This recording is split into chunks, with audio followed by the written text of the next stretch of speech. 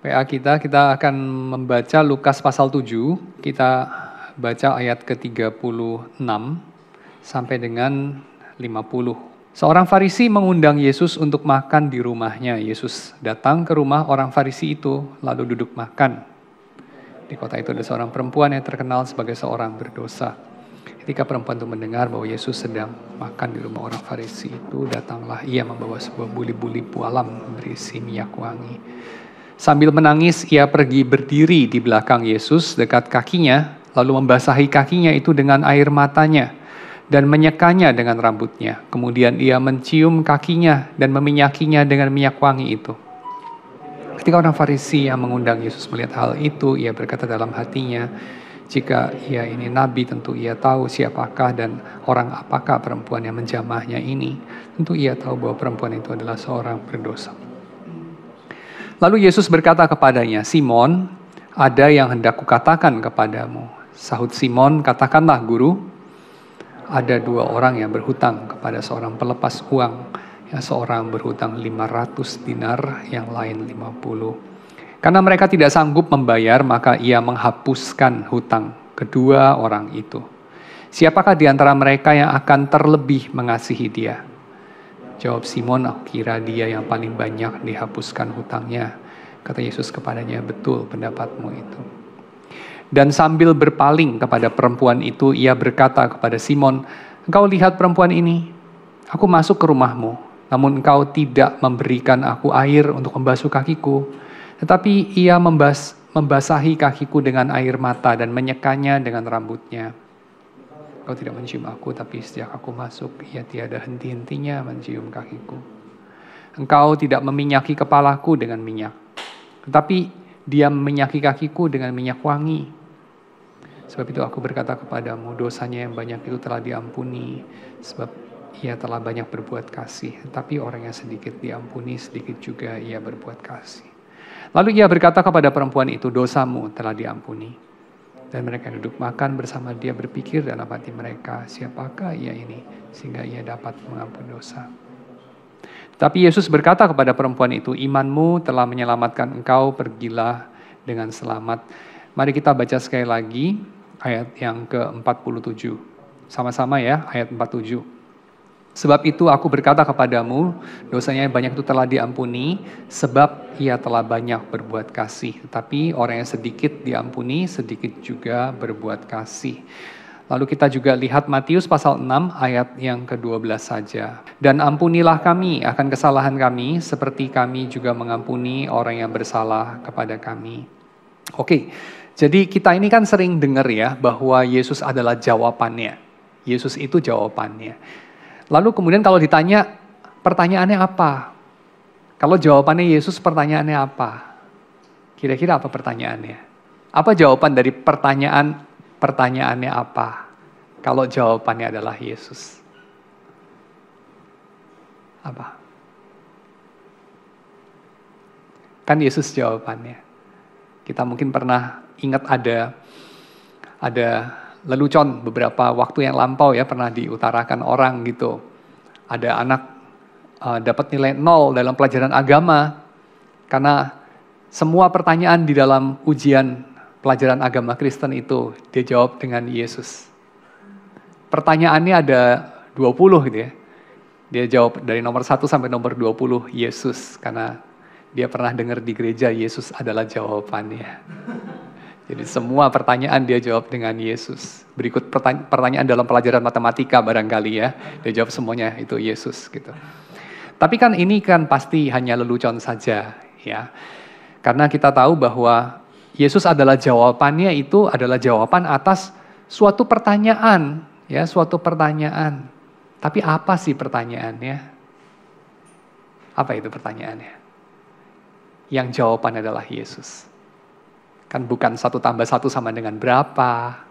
Ya, pasti bukan itu ya. Tapi apa pertanyaannya?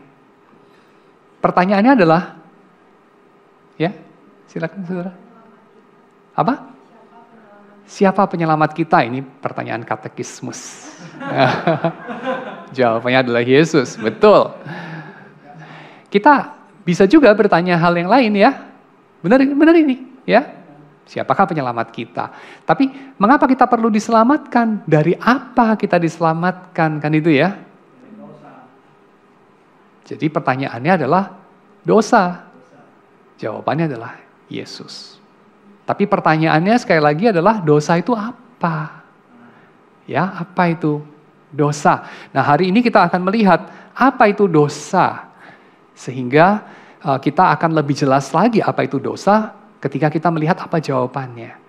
Jadi di dalam teologia ini menarik ya, karena teologia itu tidak hanya satu arah ini. Ini bukan jalan seperti jalan-jalan di beberapa kota di Indonesia itu dibikin semua satu arah gitu ya. Karena teologia itu jalan dua arah, bukan satu arah. Seringkali dia itu dialektis ya, bukan monolog. Bukan analitis tapi dialektis.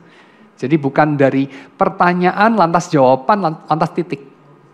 Tapi pertanyaan lantas jawaban lantas kamu dari jawabannya lebih ngerti pertanyaannya lantas lebih bisa appreciate jawabannya lantas bisa lebih ngerti lagi pertanyaannya. Jadi dari pertanyaan dijawab lantas lebih ngerti ternyata pertanyaannya lebih kompleks daripada pertanyaan yang sebelumnya itu diajukan. Lantas mencari jawabannya lagi lalu ketemu jawabannya lantas lebih ngerti lagi pertanyaannya dan demikian seterusnya. Sehingga yang penting itu bukan hanya jawabannya tapi juga pertanyaannya. Dan yang penting bukan, yang lebih penting di antara kedua itu, bukan kedua itu, jadi bukan pertanyaannya maupun jawabannya, tapi pemahamannya. Pemahamannya. Dan di sini kita coba memperluas lagi ya, pemahaman kita atas pertanyaannya. Dosa itu apa? Nah, dosa itu apa? Coba saudara mulai dulu. Saya kasih kick off ya. Pertanyaannya dosa itu apa? Lantas saudara jawab. Saudara kick back ke saya bolanya. Apa itu dosa? Meleset dari apa yang sudah Tuhan targetkan. Oke, meleset dari yang Tuhan sudah targetkan. Hamartia, gitu ya, hamartia. Nah, meleset itu kan bisa banyak segi. Meleset dalam arti apa? Dan apakah Tuhan itu mentargetkan dalam arti Tuhan itu menginginkan manusia itu cuman menjadi satu macam. Kalau meleset sedikit misalnya, Tuhan mentargetkan kamu bertumbuh sampai 170 cm, lantas kamu bertumbuhnya 171 itu udah meleset. Atau kurang dari itu 169 sudah meleset. Dan seterusnya. Kan pasti bukan itu ya. Tapi melesetnya pengertian lain nih. Bukan meleset dalam pengertian Tuhan seolah-olah itu sudah merencanakan kita itu harus jadi kayak apa, lalu beda sedikit, lantas itu namanya dosa. Kan bukan itu. Karena Tuhan itu tidak punya semacam idealisme untuk diwujudkan dalam diri manusia. Idealisme itu apa? Idealisme itu semacam ada bayang-bayang, ada eidos, ada ideal, ada sesuatu yang bukan manusia, tapi manusia itu ingin diarahkan ke sana. Nah itu idealisme. Ya. Dan sesuatu yang bukan manusia itu cuma ada beberapa hal saja ini yang bukan manusia ini. Misalnya apa? Yang bukan manusia itu hewan, tapi kan kita nggak akan memahami idealisme itu sebagai manusia. Idealismenya adalah semakin mirip sama hewan kan? Pasti enggak ya, karena hewan kan di bawah kita ya. Yang bukan manusia juga bisa tumbuh-tumbuhan. Tapi kan kita tidak mengatakan bagaimana manusia supaya lebih mirip sayur, gitu. Pasti kan enggak ya. Atau benda mati. Gitu ya. Manusia gimana supaya lebih mirip batu kan enggak juga. Jadi pasti kan kita itu idealismenya agak lebih tinggi ya. Nah yang lebih tinggi dari manusia biasanya kita asosiasikan apa? Mungkin beberapa orang akan bilang itu malaikat gitu ya. You are an angel gitu ya, bilang ya. Jadi malaikat itu kayak lebih tinggi. Barangkali kita orang-orang Protestan mungkin akan mengatakan angels kayaknya Alkitab nggak banyak ngomong, kita juga jangan banyak ngomong soal angels. So ya udah deh, kita nggak gitu tertarik membahas mengenai angels. Tapi apa yang lebih tinggi dari manusia? Tuhan. Tapi apakah Tuhan mencita-citakan, mengidealkan manusia jadi Tuhan? Tidak, jawabannya ya. Manusia diciptakan sebagai manusia untuk bertumbuh sebagai manusia, lebih serupa Kristus, tetapi bukan menjadi Tuhan. Menjadi serupa Tuhan ya, menjadi gambar dan rupa Allah ya, menjadi Tuhan tidak.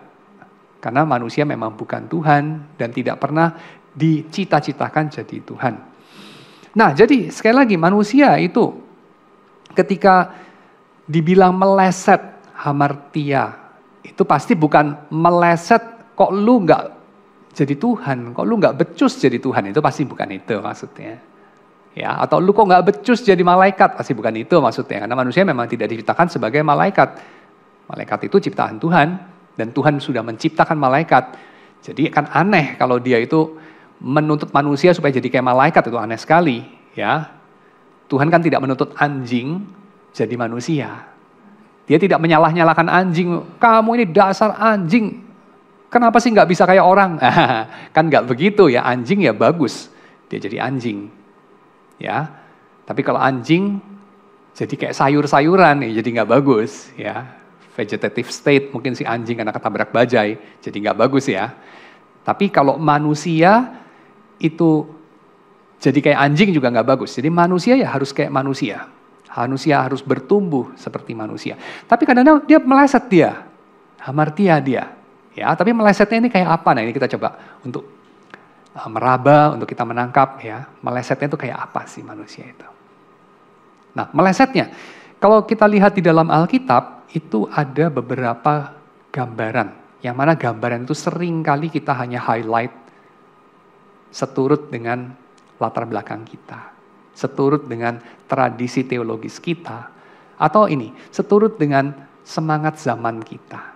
Ya, dengan zeitgeist kita. Nah, kita garis bawahi di situ. Lalu kita bilang, nih meleset nih manusia nih. Dan melesetnya itu kita garis bawahi yang itu. Tapi ada beberapa meleset yang lain yang kita nggak garis bawahi. Sebagai contoh, kalau kita bicara mengenai hamartia atau meleset dari sasarannya Tuhan, seringkali kita mau menggarisbawahi meleset dari hukum Tuhan. Benar nggak? Jadi dosa itu melanggar hukum Tuhan. Melanggar itu bisa dua macam. Yang dilarang dilakukan. Itu sisi yang pertama, sisi negatif. Dosa negatif. Tapi dosa nggak cuma yang negatif kan, dosa juga bisa yang positif. Yang disuruh nggak dilakukan.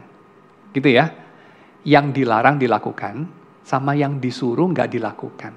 Ya, ini dua-dua di highlight sama The Book of Common Prayer, sewaktu mereka mendoakan pengampunan dosa. Ampunilah kami ya Tuhan ketika kami melanggar yang Engkau larang, dan kami gagal melakukan yang Engkau suruh. Ya, jadi dua hal itu adalah dosa. Nah, dan apa yang Tuhan suruh, apa yang Tuhan larang, do and don'ts, tercantum di dalam 613 halakah dalam perjanjian lama. Ya enggak? 613 instructions to walk with God. Ya, instruksi untuk berjalan bersama Tuhan.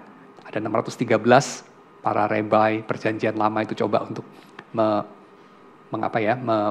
mendaftarkan 613 aturan, dan oke, kamu disuruh sama Tuhan melakukan sesuatu, misalnya bermurah hati kepada orang-orang asing, misalnya menolong keledai sesamamu yang terjatuh ke dalam sumur sekalipun itu adalah hari Sabat, atau tidak mencuri, atau tidak mengingini milik sesamamu, atau apapun ya, tidak mengambil ladangnya misalnya, atau menggeser batas tanahnya misalnya, atau apapun. Dan kamu lakukan, itu adalah dosa. Oke. Tapi apakah dosa hanya pelanggaran hukum? Enggak ya, dosa pasti bukan hanya pelanggaran hukum. Ada sisi apa lagi dari dosa? Yang ditulis dalam perjanjian lama maupun perjanjian baru. Yang disebut dosa itu apa sih? Kalau dosa sebagai pelanggaran hukum, ini berarti dosa sebagai sisi apa? Tindakan ya, doing. Benar nggak? Doing. Ini yang Martin Luther katakan sebagai berbuat dosa. Lalu dia bilang mengenai berbuat dosa itu, bukan berbuat dosa bikin kamu menjadi orang berdosa, tapi karena kamu orang berdosa bikin kamu melakukan perbuatan dosa. Nah, jadi ada sisi lain nih daripada dosa, selain perbuatan, yakni apa? Menjadi. sisi menjadi, ya, sisi apa itu? Being, becoming. Sisi kamu siapa?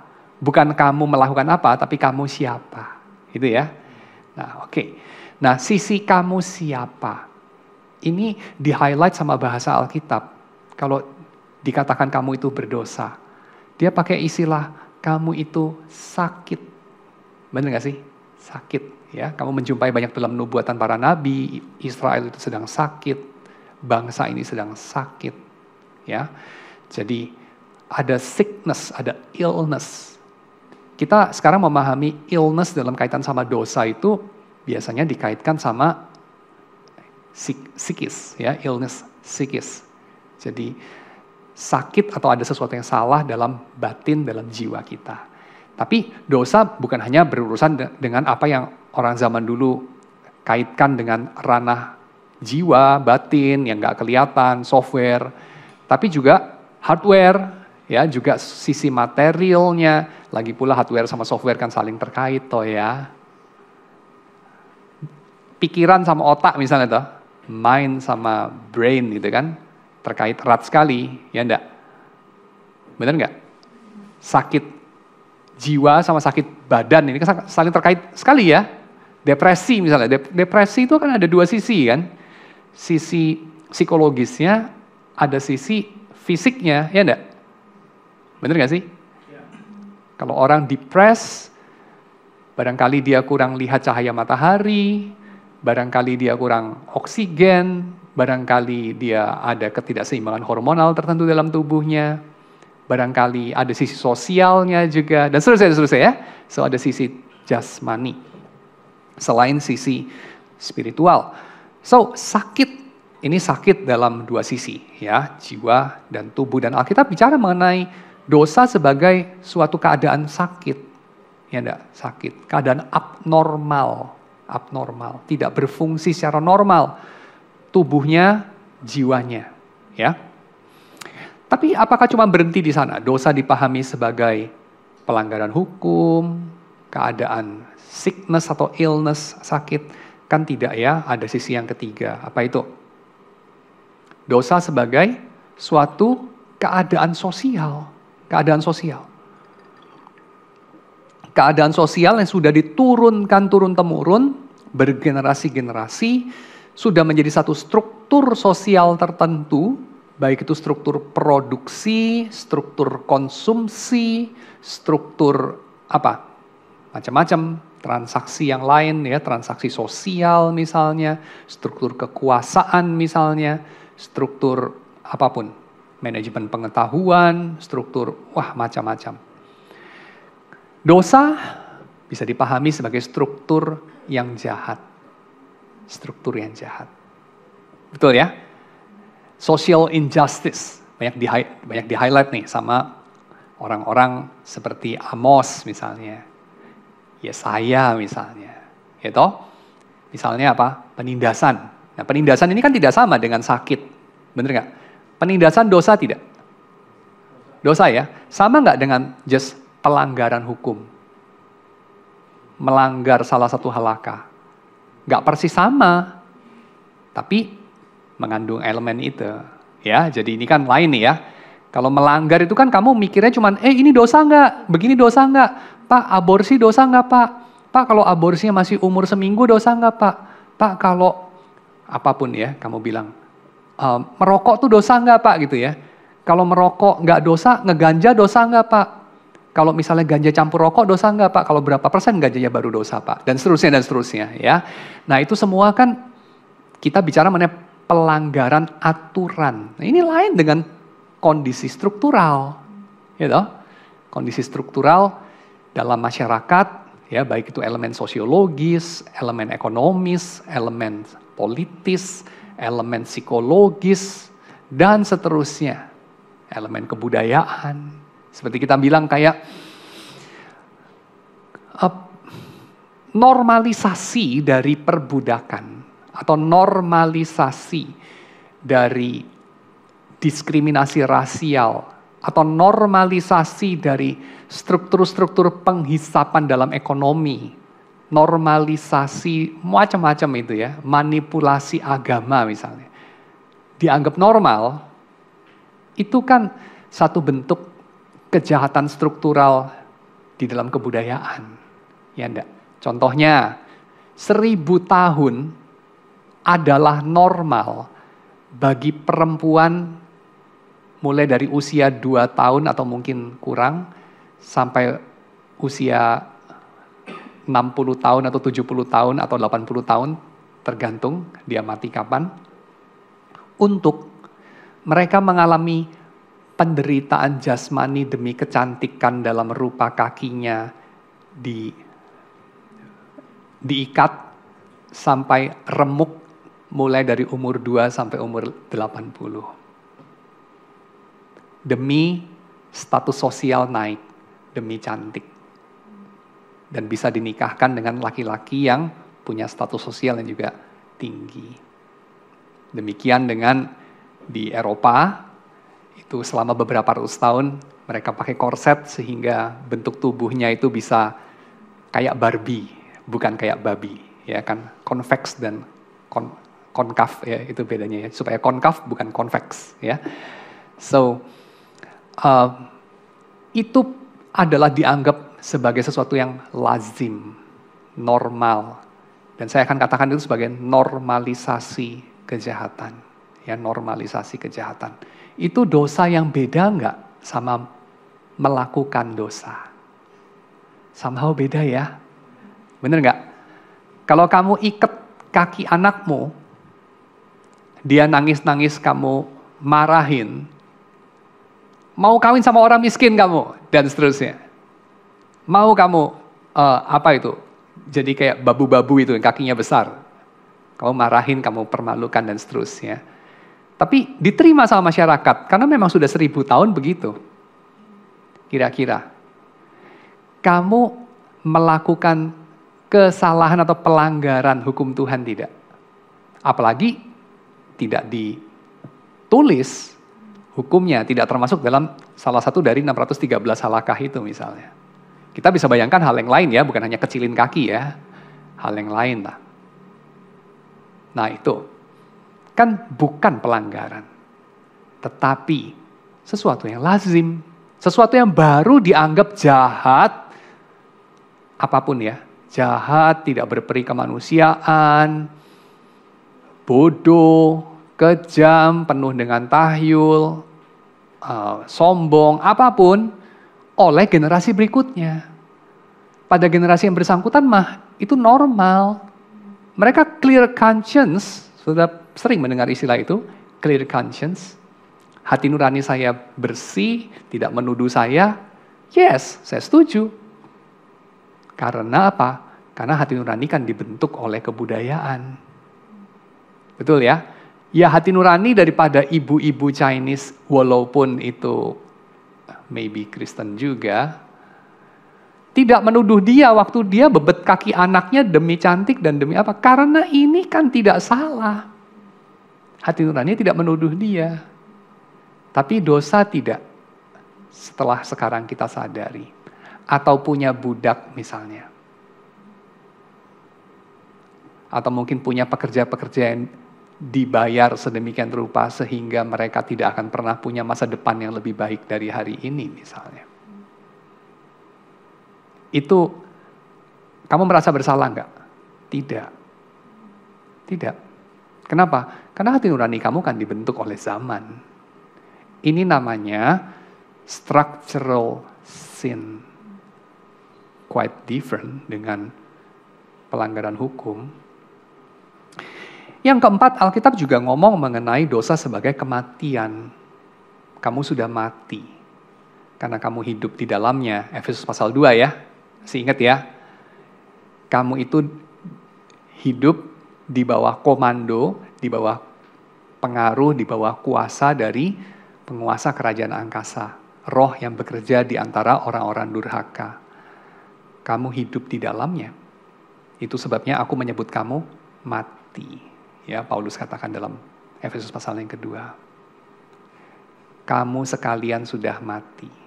Kami juga. Ya kan? Kamu dahulu mati. Dan ini adalah metafor yang keempat mengenai dosa. Dosa sebagai kematian. Bukan hanya nanti mati, tapi kamu sekarang ini sedang mati atau kamu dahulu mati. Efesus pasal 2 kan pakai past tense. Dahulu kamu mati. Betul ya? Bukan kelak kamu akan mati, atau besok kalau kamu nggak terima Yesus akan mati kekal. Enggak. Tapi dulu kamu mati. See? Jadi itu dosa dipahami sebagai mati. Beda nggak dengan bicara dosa sebagai sakit? Beda ya, sakit kan belum mati. Beda nggak dengan pelanggaran hukum? Beda juga ya, pelanggaran masih bisa melanggar kan masih belum mati. Tapi Paulus menyebut dosa sebagai mati. Bukan diganjar oleh kematian loh, tapi adalah kematian. Quite different, dua-duanya sih.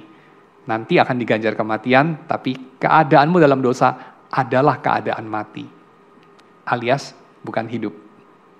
Nah ini, mati ini apa ini maksudnya? Itu dosa, ya. Oke. Yang kelima, mati dalam artian nggak bisa berespon sama Tuhan, kan jelas ya, beresponnya sama penguasa kerajaan angkasa toh, bukan sama Tuhan. Dan asumsi yang kedua, berespon kepada penguasa kerajaan angkasa itu nggak bisa disebut sebagai berespon. Karena kamu nggak ada, karena kamu mati. Tapi itu adalah kamu cuma jadi zombie. Kamu cuma menjalankan skrip. Kamu cuma menjalankan program. Kamu hidup dalam matrix kalau pakai bahasanya film The Matrix itu ya. Kamu hidup dalam matrix menjalankan skrip, menjalankan program. Kamu mengalami ini di hegemoni, ya hegemoni, di bawah kuasa hegemoni. Nah itu sesuatu yang gak bisa disebut sebagai hidup. Ya, gak bisa disebut sebagai hidup. Karena hasratmu hasrat orang lain. Cita-citamu cita-cita orang lain. Ambisimu ambisi orang lain. Semua itu di-induce dari luar. Itu bukan kamu. Maka, ya kamu tetap bergerak-gerak sih. Tapi bukan kamu yang hidup. Melainkan roh yang menguasai zaman itu. Seperti semut yang dikuasai sama jamur zombie itu loh. Kamu pernah lihat nggak? Satu dokumenter mungkin hampir 20 tahun lalu saya kira. Iya 20 tahun. 15 tahun lalu, 20 tahun lalu ya. Ada sebuah dokumenter dibikin sama BBC. Judulnya kalau tidak salah Earth. Lalu ada 10 volume ya, 10-11 volume Earth. Lalu pada salah satu volume itu, dari dokumenter itu, ada seekor semut. Semut itu terinfeksi oleh sejenis jamur. Lalu jamur itu punya insting untuk seperti semua kehidupan di bumi ini, menyebarluaskan dan meneruskan hidupnya. Betul ya? Dan si jamur itu ingin sporanya tersebar luas. Tapi hutan itu rapat dan quite nggak ada angin. Maka si jamur itu perlu sporanya bisa nyebar luas gimana? Dia harus bisa naik ke tempat yang tinggi. Tapi jamur kan nggak punya kaki. Jadi apa yang dia lakukan? Ya ini tentu jamurnya nggak mikir ya, kan jamur nggak punya cerebrum cortex sekompleks manusia ya, nggak bisa mikir, nggak bisa bikin strategi, dia just be. Nah anyway, si jamur menginfeksi si semut itu, lalu si semut itu kemudian tidak mati. Tapi dia mencari tempat yang tinggi. Maka si semut itu memanjat sampai ke pucuk dari pohon yang paling tinggi di hutan itu, lalu kemudian dia mematikan dirinya sendiri dengan menancapkan tubuhnya kepada sebuah duri. Diinjus sama si jamur itu yang sekarang sudah menguasai otak dari si semut itu. Lalu tubuh semut itu akan kering, ditimpa matahari, kena angin kering, lalu jamur itu akan bursting out dari dia punya tubuh itu. Dia punya kepala, lalu dia menyebarkan sporanya dari tempat yang tinggi. Kenapa si semut naik ke atas? Bukan semut itu yang hidup, tapi jamur itu. Mengapa manusia menjual reputasinya, integritasnya, relasi-relasi keluarganya, demi kesuksesan? Bukan manusia itu yang bicara, melakukan, tapi seperti dalam bahasa Roma pasal 7, dosa itu yang menginfeksi. Sebab dosa itu yang hidup, yang induce dia, yang hegemonikon dia itu. Dan bukan orang itu sih mati, bangkai dia, seperti si semut itu. Ya ini kan quite different dengan dosa sebagai pelanggaran. Lalu sekarang kamu bisa ngerti nggak? Yesus adalah jawabannya, berfungsi secara berbeda nggak? Antara dosa versi metafor 1, pelanggaran hukum, dengan metafor 4, mati. Beda banget ya? Bisa lihat bedanya. Kalau pelanggaran hukum butuh apa? Kamu melanggar hukum, kamu akan dihukum. Kamu butuh apa? Kamu butuh diampuni. Dihapuskan hukumannya. That's it kan? Tapi kalau kamu sakit, lalu dibilang, dosamu diampuni. Menjadi jawaban nggak? Iya, tapi saya tetap sakit. Gitu kan? Kamu mati, terus dibilang, dosamu sudah diampuni. Kesalahanmu udah diampuni, kamu nggak perlu dihukum. Tapi kamu mati, itu menjadi jawaban nggak? Nggak. Ya. Jadi artinya apa? Karena dosa ini punya begitu banyak aspek, begitu banyak segi. Kita nggak bisa menerapkan hanya satu sisi saja, Yesus adalah jawabannya, seolah-olah Yesus hanyalah pengampunan dari pelanggaran. Karena Yesus itu juga adalah penyembuhan dari sakit individu jiwa kita, sakit dalam struktur masyarakat. Yesus juga adalah kehidupan, kebangkitan yang menjadi jawaban atas kematian kita. Kehidupan baru, kelahiran baru, kebangkitan. Ya, makanya Paulus bicara mengenai di dalam baptisan kita dipersatukan dengan kematian Yesus, tapi juga kebangkitan Yesus. Dalam Yesus kita menemukan kebangkitan, bukan hanya pengampunan. Ini seolah-olah tipis ya bedanya ya, tapi nggak tipis loh ini. Ini menentukan nanti kamu bersyukurnya bagaimana sama Tuhan. Apakah cuma bersyukurnya secara egois, seperti seorang terdakwa yang bersyukur sama hakim karena dihapuskan pelanggarannya atau dihapuskan kesalahannya saja, ataukah bersyukur dengan cara memberikan hidup kepada Allah yang memberikan hidup?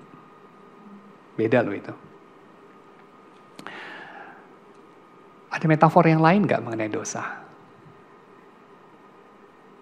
Selain melanggar hukum, sakit, berada dalam struktur yang menindas dan mati.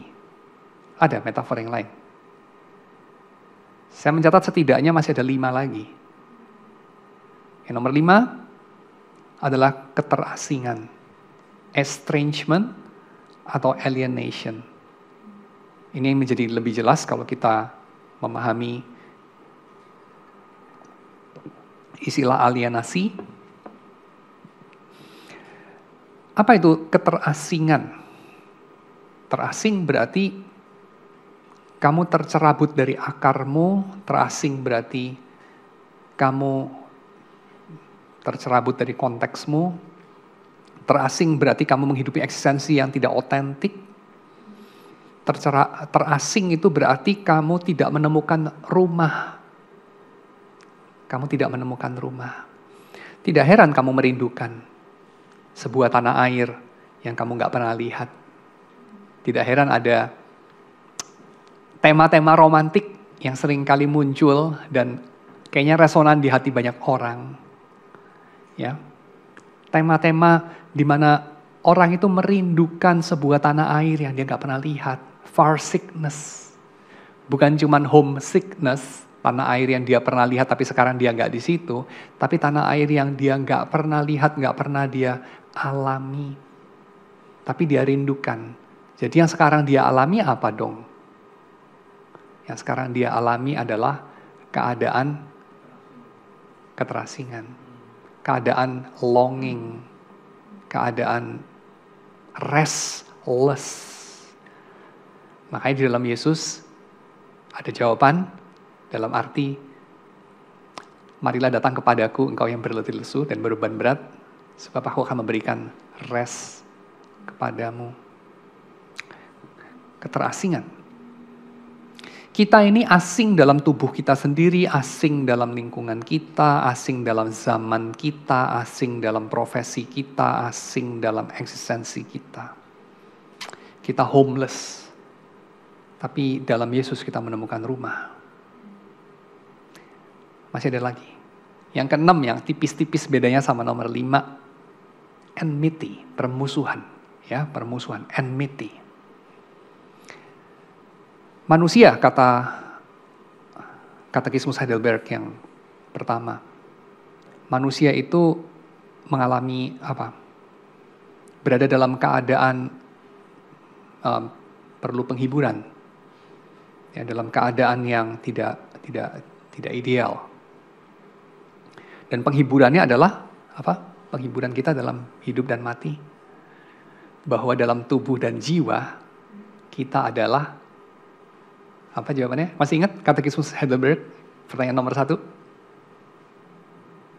Dan ini pun adalah jawaban yang kita temukan dalam Yesus. Bahwa dalam tubuh dan jiwa kita adalah apa penghiburan kita dalam hidup dan mati?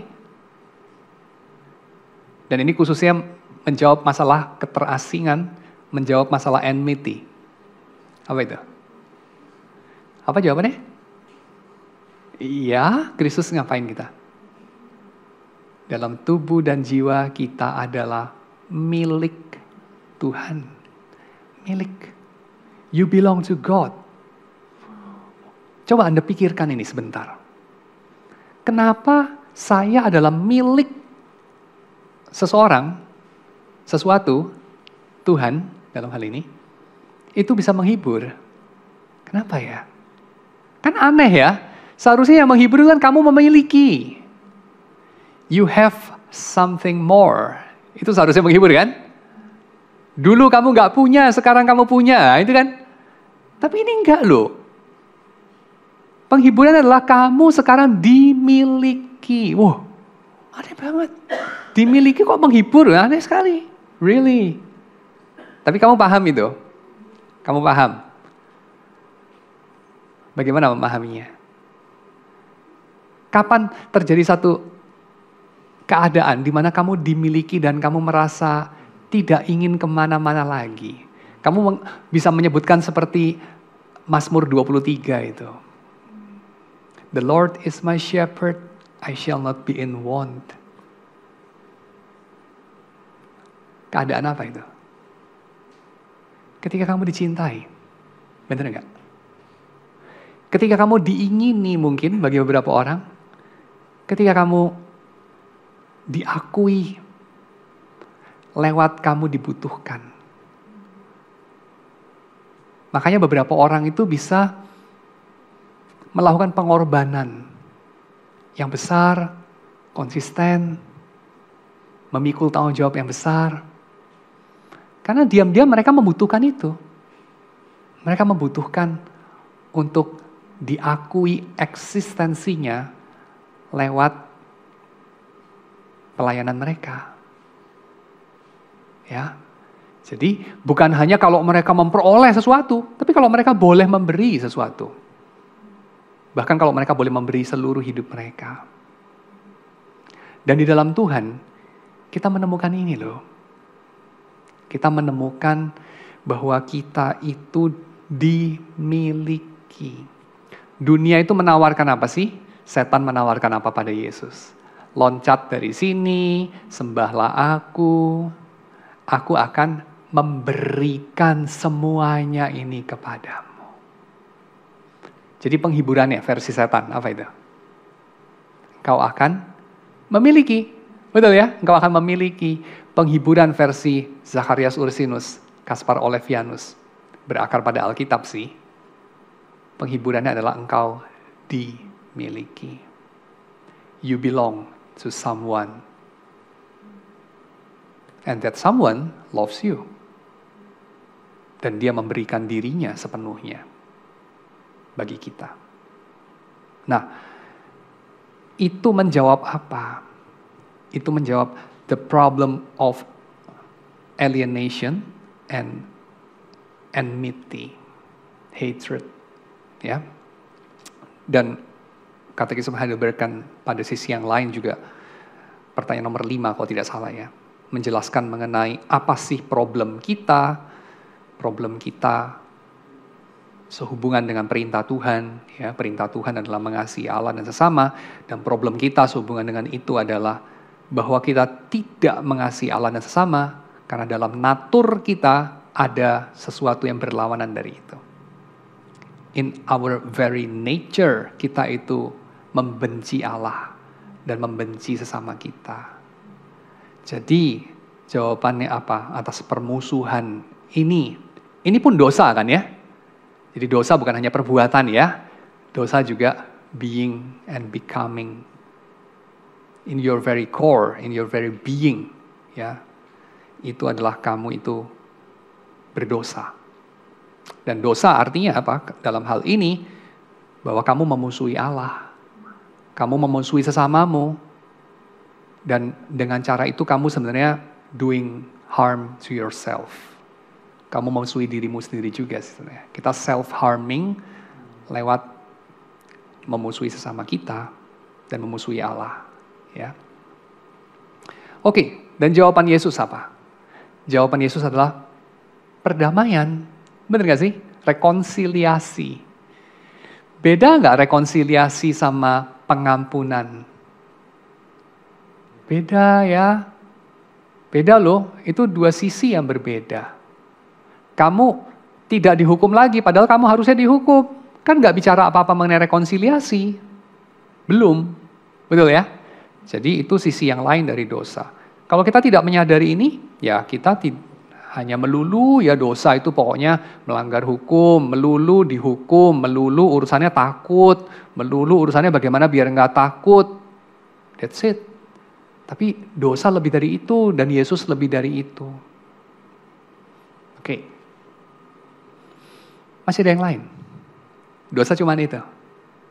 Kan tidak. Paulus bicara juga mengenai apa? Dahulu ketika kamu hidup dalam dosa, kamu menghidupi hidup yang tidak membanggakan, memalukan, bahkan membuat kamu malu sekarang. Dan basically kamu menghidupi kesia-siaan. Segala makhluk, kata Paulus, Roma pasal ke-8, ditaklukkan kepada kesia-siaan. Betul ya, Roma pasal 8 ya. Segala makhluk ditaklukkan kepada kesia-siaan. Kepada absurditas eksistensi. Eksistensi kita itu absurd. Ya, coba Anda bayangkan, untuk apa sih semuanya ini? Saya mulai memikirkan itu waktu saya pelihara binatang. Coba lu piara ikan deh. Ikan kan umurnya cuma sebentar. Ngapain sih lu piara ikan? Kamu beli, kamu taruh di akuarium, dia berak kencing di sana, kamu bersihin, akuariumnya lumutan, kamu bersihin lumutnya. Ikannya memang bisa hidup berapa lama? Kalau kamu bagus rawatnya setahun, 2 tahun, 3 tahun, 5 tahun, 7 tahun. Akhirnya mati juga tuh ikan, ya enggak? Sudah mati di flush lah di WC kan? Selesai urusan. Atau kalau ikannya gede ya dimakan gitu ya mungkin ya. Saya pernah piara ikan yang mulai dari segini sampai segini. Jadi ada yang saya flush di WC, ada yang saya makan juga. Tergantunglah cara matinya ya. Kalau matinya udah berhari-hari ya nggak dimakan. Ya. Kalau matinya karena loncat ya dimakan lah kalau ikannya gede. Ya. Nah, so itu sesuatu yang lama-lama saya pikir begini, untuk apa? Untuk apa? Saya tahu ada satu, saya nggak perlu sebutlah tempatnya ya. Tapi ada satu setting, satu tempat ya. Di tempat itu ada orang-orang dewasa yang membimbing anak-anak yang lebih kecil lah ya. Dan orang-orang dewasa itu initiate sesuatu dan anak-anak kecil itu juga menyambut. Dan salah satu yang di-initiate itu adalah klub pencinta binatang. Lalu disebut sebagai klub pencinta binatang itu mereka membeli binatang dari pet shop lalu kemudian menaruhnya dalam kurungan. Lalu kemudian memberinya makan, elus-elus kadang-kadang.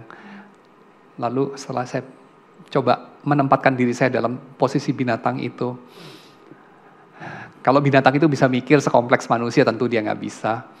Tapi kalau dia bisa, dia akan mikir apa? Saya tuh nggak berharap dikembangbiakkan di pet shop oleh ibu saya yang sekarang jadi apa itu mesin ATM-nya yang punya pet shop untuk punya bayi-bayi yang diceraikan dari ibunya lalu dijual, lalu kemudian menghidupi eksistensi di dalam sangkar 4 sisi yang gedenya nggak seberapa itu. Padahal dia diciptakan Tuhan untuk hidup di hutan dan bisa terbang-terbang kemana-mana. Dan dia dikurung di situ. Lalu ironisnya disebut sebagai klub pencinta binatang. Mencintai, iya kayak saya mencintai coklat. Saya cinta coklat, saya makan coklat. Coklat bermanfaat buat saya. Gak peduli apa yang coklat pikir, dan memang coklat gak bisa mikir. Jadi gak apa-apalah. Tapi, oke. Absurditas eksistensi. Ngapain sih? Dalam skala yang lebih besar, segala sesuatu itu ada. Si binatang itu ya, sugar glider itu, yang nasibnya nggak lebih baik dari sugar babies dan sugar daddies, maybe. Sugar gliders itu ya nasibnya lebih buruk sih sebenarnya. Cuman karena dia nggak terlalu bisa mikir dan merasa mungkin ya, karena dia cuma binatang doang barangkali, mungkin juga bisa. Entahlah, saya bukan anggota PETA tapi by the way. Jadi ya, dia mungkin nggak semenderita manusia, tapi sama aja sih, in a way, eksistensi itu absurd. Kembali kepada satu pertanyaan, jadi buat apa? Kenapa jadi buat apa? Kenapa kita punya pandangan bahwa hidup itu tidak ada maknanya? Salah satunya ya karena memang kita menceraikannya dari yang mengadakan. Ya, dari yang mengadakan. Jadi tidak heran, seperti kalau saya menemukan suatu instrumen musik yang dibikin 10.000 tahun yang lalu oleh sebuah peradaban yang sudah hilang. Dan kita bahkan nggak tahu peradaban itu ada. Dan kita nggak tahu itu instrumen musik. Gitu. Yang kita tahu cuman kayak nggak tahu lah apa itu, kayak sesuatu batang yang ada bolong-bolongnya atau apapun. Kita nggak tahu gimana cara bunyiinnya, untuk apa, lagu apa itu bisa dimainin dari benda itu. Cara pegangnya gimana pun kita nggak tahu. Maka benda itu kan jadi absurd, jadi meaningless. Tapi dalam dunia di mana benda itu muncul, I bet itu kan nggak meaningless ya. Dia menjadi meaningless karena kita ceraikan dari konteksnya. Demikian ketika kita menceraikan manusia dari konteksnya, yaitu Tuhan yang mengadakan segalanya. Ya memang hidup itu jadi absurd ya, jadi nggak ada maknanya. Se-absurd ngapain lu pelihara, nggak tahu ikan gapi atau nggak tahu lah, ikan koki dalam bejana itu. Aduh itu kita kalau bayangin tindakan yang kejam banget ya. Ikan koki segede gitu dimasukin dalam bejana sekecil gitu. Lalu dia berenang dalam kencing dan nya sendiri itu kan. Bener kan? Dan kualitas air daripada si ikan itu kan sungguh buruk dibandingkan dengan di sungai. Makanya adalah illegal untuk melepas ikan koki ke sungai sebetulnya. Karena ikan koki yang di dalam bak kamu itu cuman segede gini dan hidup cuman mungkin 3-4 tahun paling bagus. Kalau di sungai mungkin bisa segede gini loh. Dan hidupnya bisa 30 tahun, 40 tahun. Tapi absurd ya yang kita kerjakan. Nah, absurd juga hidup manusia itu. Tapi tidak absurd kalau kita tahu jawabannya. Dan kita bisa lihat jawabannya ketika Tuhan menjadi manusia. Di dalam Yesus kita tahu jawabannya. Jadi Yesus juga adalah jawaban dari absurditas ya, dari kesia-siaan. Kesia-siaan dari segala sesuatu. Yang Paulus katakan, ya segala sesuatu itu ditaklukkan dalam kesia-siaan karena kejatuhan kita. Karena manusia. Bukan oleh kehendaknya sendiri. Ya. Dan Tuhan menaklukkan semuanya dalam kesia-siaan itu sebagai hukuman dan juga kedua sebagai cara agar kita mengarahkan pandangan kita kepada Tuhan dan agar ada masa depan, in a way, bagi segala sesuatu itu. Jadi absurditas itu juga punya fungsi positif lah ya. Punya fungsi positif. Yang kedelapan, dosa itu juga kita bisa pahami sebagai, yang lebih klasik sekarang, apa itu dosa? Sebagai evil, kejahatan. Ya, evil. Kejahatan dalam diri kita, kejahatan dalam diri orang lain, kejahatan dalam pengertian kekejaman natural, kekerasan dari alam. Ya, alam itu keras, kita tahu itu. Makanya kalau orang mau jadi pencinta alam, mereka harus diajar bahwa Mother Nature itu tidak lembut seperti your mother, kan gitu. Mother Nature itu red in tooth and claws. Merah gigi dan cakarnya karena mereka mencabik dan memakan anak-anaknya sendiri. Kalau kamu mau dapat eksposisi yang secara sastrawi sangat mencekam dan membekas mengenai hal ini, bacalah Denial of Death dari Ernest Becker, ya, bagian-bagian awal, keren banget. Dia menjelaskan mengenai hal itu, bagaimana kita makan itu ya, kita makan dan binatang makan, dan pada akhirnya kita akan dimakan sama cacing-cacing di tanah, itu melukiskan dengan sangat vivid buat kita semua, bagaimana Mother Nature itu bukan lembut dan penuh kasih sayang keibuan, tapi memakan anak-anaknya. Rantai makanan itu ya. Kamu makan biar bisa hidup, bener kan? Waktu kamu makan, kamu mengunyah itu. Entah itu apa itu. Ikan, burung di udara, binatang ternak, binatang liar, kamu kunyah, kamu olah dengan enzim-enzim di perut kamu. Kamu jadikan daging kamu, diolah oleh metabolisme, sebagian dibuang dalam bentuk padatan cairan dan gas, dan kemudian kamu pada saatnya akan jadi makanan juga. Ya, so itu sesuatu yang mengerikan kalau dipikir-pikir dan bikin kamu gagal berfungsi kalau kamu terus mikirin itu. Makanya orang menciptakan berbagai taktik untuk mengatasi teror kematian. Apa itu taktiknya? Itu namanya peradaban, kata Ernest Becker.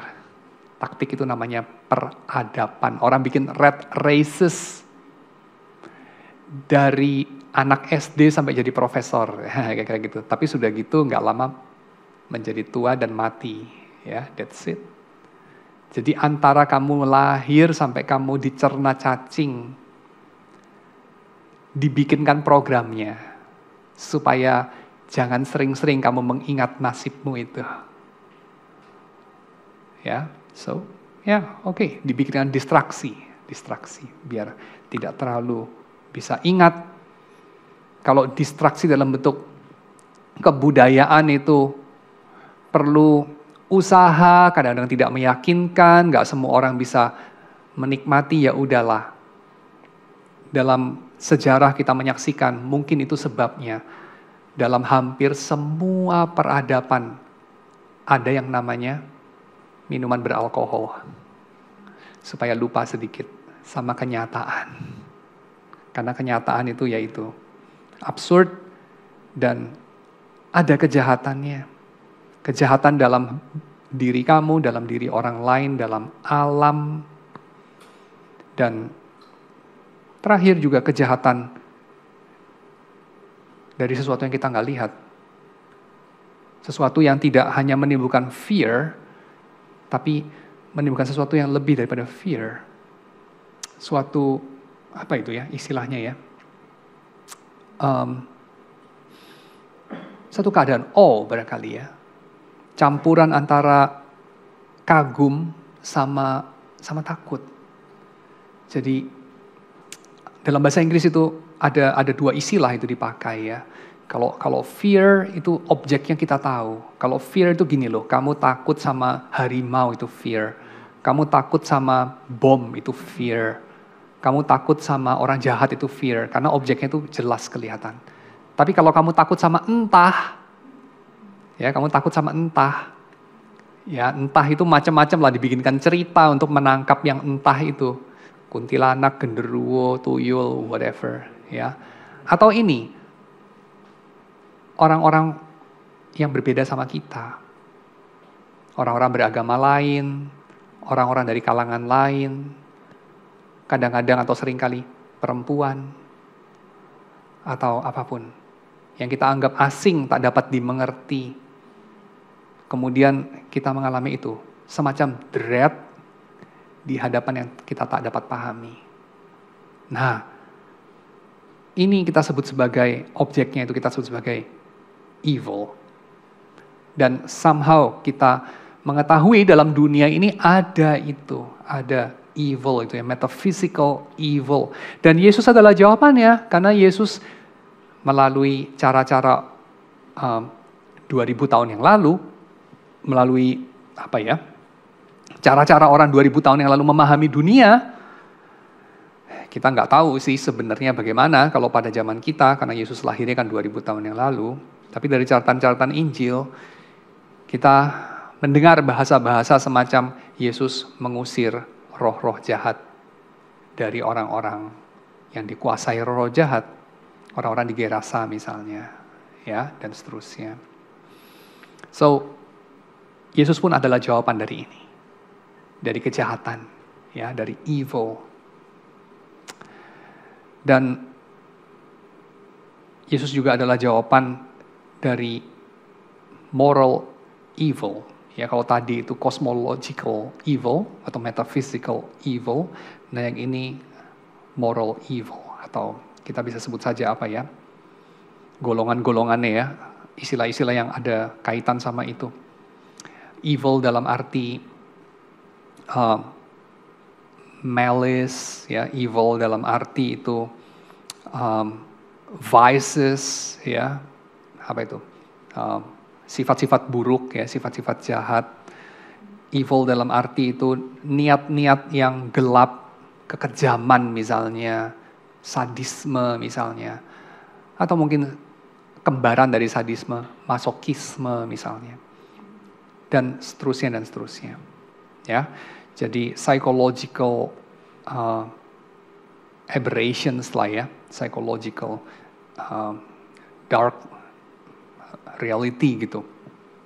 Nah itu, Yesus pun adalah jawaban daripada hal-hal itu, dan hal-hal itu pun kita sebut sebagai dosa karena kita tidak bisa membayangkan ada hal-hal demikian di Taman Eden, in the Garden of Delight, ya, Taman Eden kan, Garden of Delight. Kita bayangkan kan tidak ada itu, betul ya?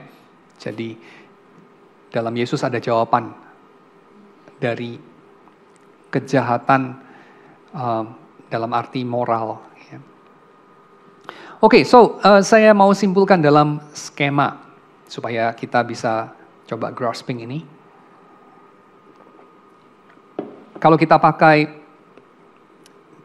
kategorisasi dari macam-macam peradaban manusia menurut seorang antropolog, ya, Ruth Benedict, kita mengetahui adanya 3 jenis peradaban. Nanti saya kaitkan ini dengan 3 sisi dari dosa, yaitu peradaban yang dicirikan dengan ketakutan, fear-based cultures. Peradaban yang dicirikan dengan ketakutan, kira-kira mereka memberikan solusi untuk ketakutan mereka itu apa? Power. Betul ya, kalau kamu punya kuasa, kamu nggak perlu takut. Kamu takut sama hantu, kamu bisa jadi dukun, kan gitu. Dukun bisa manage hantu ya. Hantunya bisa diusir, bisa disuruh nyolong, bisa apapun. Ya, jadi jawaban dari fear adalah power. Yang kedua, masyarakat shame culture. Masyarakat muka, face culture, shame culture, kurang lebih sama ya. Gengsinya gede gitu. Ya, semua itu demi gengsi. Tidak takut miskin, yang penting tidak malu. Kira-kira gitu ya. Jadi untuk mentraktir 1000 orang di hari pernikahan, besok-besok puasa 1000 hari nggak apa-apa lah. Yang penting nggak malu. Ya. Jadi shame culture. Kalau shame jawabannya apa? Honor. Betul? Kalau problemnya shame, jawabannya honor. Ada guilt culture. Masyarakat berbasis rasa bersalah. Kalau rasa malu, itu adalah melibatkan orang lain, ada sisi sosial. Kalau bersalah, individual. Orang itu malu akan satu perbuatan yang dia kerjakan adalah kalau ketahuan. Kalau nggak ketahuan dia malu nggak?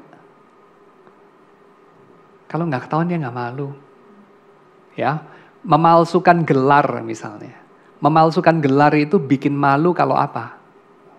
Kalau ketahuan. Kalau nggak ketahuan dia nggak malu. Malu itu selalu sosial sifatnya. Tapi orang itu diharapkan kalau dia berfungsi normal sebagai manusia. Namanya memalsukan gelar, namanya apa? Nyontek misalnya, namanya apa? Whatever. Varian-varian yang lain. Berbohong misalnya, apapun. Dia harusnya merasa bersalah, ya enggak? Dia merasa bersalah.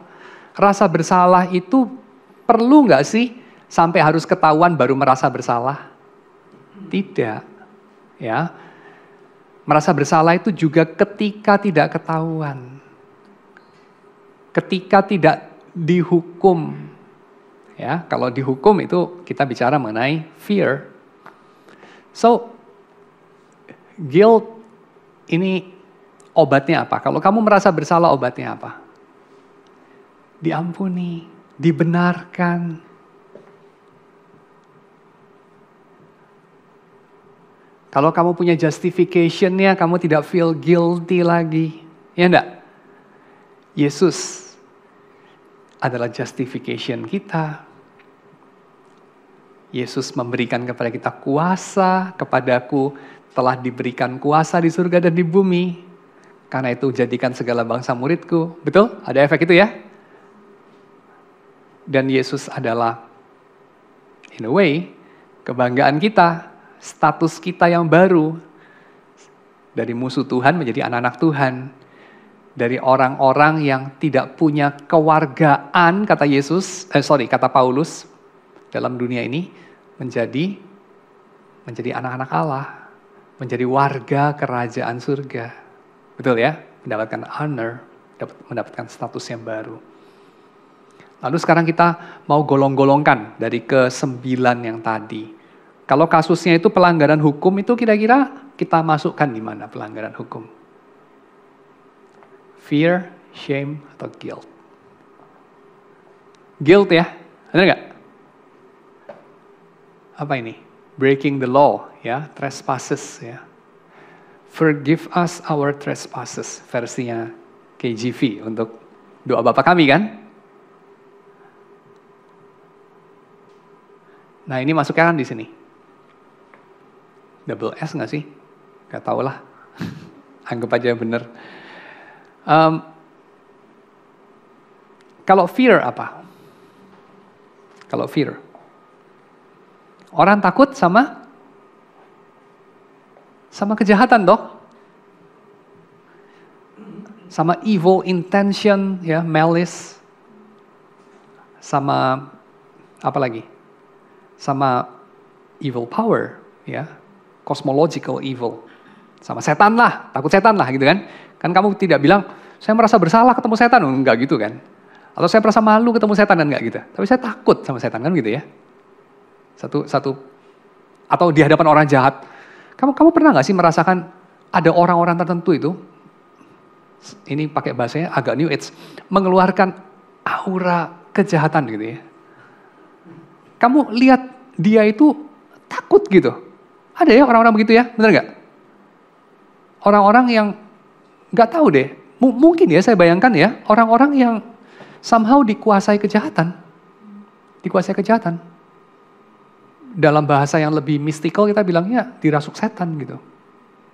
Kita ngelihat dia, kita berada dalam presensi dia, kita mengalami fear. Betul ya? Betul kan? Kalau kamu pernah ketemu orang-orang yang sungguh-sungguh jahat gitu, itu kayak tulang-tulang kamu membeku gitu ya.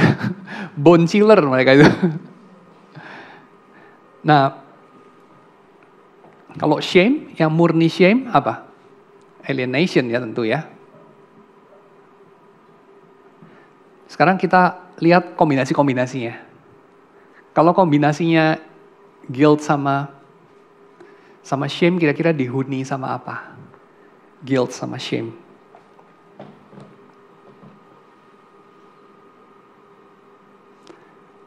rasa bersalah, melanggar hukum, tapi juga sekaligus itu kayak kamu mengalami penolakan, tidak ada tempatnya, kamu dipermalukan. Kalau orang dipermalukan kan dia mengalami itu ya, dia tidak diterima, dia tidak mendapatkan tempat, tidak ada status itu ya.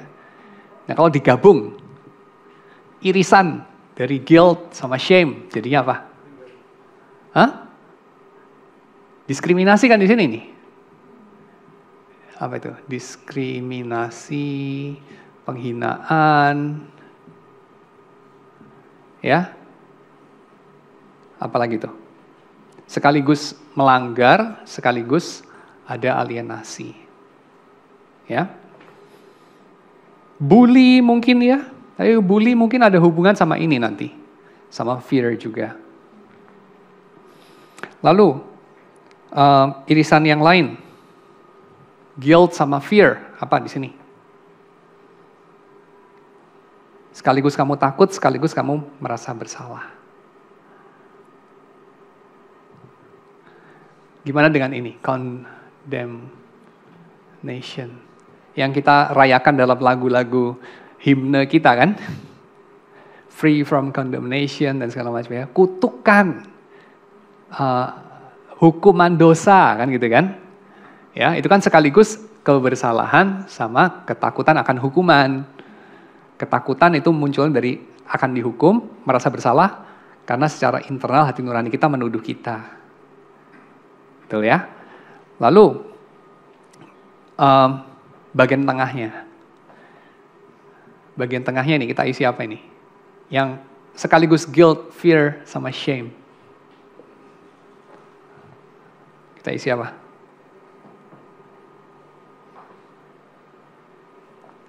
Saya kira yang besar-besarnya ya, ini kan kematian, betul? Illness, sickness ya, sickness unto death kata Søren Kierkegaard. Lalu apa lagi? Kesia-siaan barangkali, absurdity.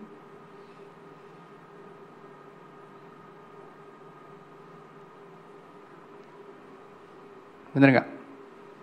Kamu sakit seperti Joker? Lalu mungkin sifat-sifat buruk ya, vices, addiction barangkali masuk di situ. Oke, so ya.